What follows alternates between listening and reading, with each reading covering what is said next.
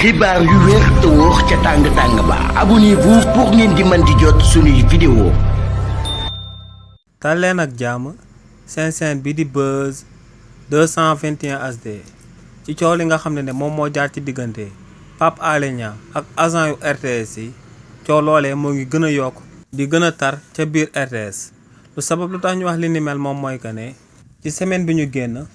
agent yu bëri yu daal di féetewoo ci RTS dañ daan amal ay manifestation ci biir RTS di daan sàkku ngir ñu daal di tekki nombal tànku kii di Pape Alé Niang waaye tamit ñu daal di amal ay audit daal di xool nu mu yoree bu baax a baax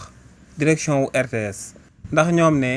seen condition de travail yi léegi dafa métti lool ginnaaw bañ tabbee kii di Pape Alé Niang muy directeur général ci boîte boobee te bokk na si leen luñ daal di souligner te moom mooy que ne oto yu ñu daal di jëfandikoo ngir génn di amal ay reportage ak yeneen activité oto yooyee doyuñu ginnaaw nag ba agent RTS yooyee amalee seen manifestation ba noppi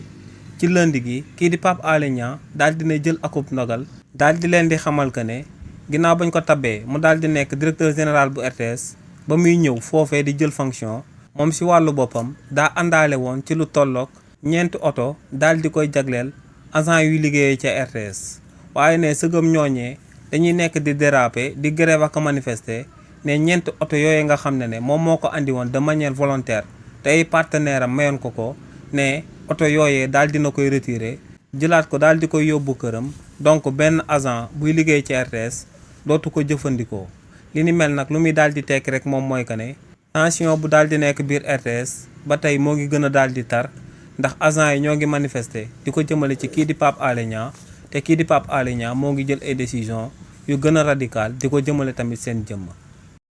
xibaar yu wér te wóor ca tàng-tàng ba abonnez-vous pour ngeen di mën di jot suñuy vidéo.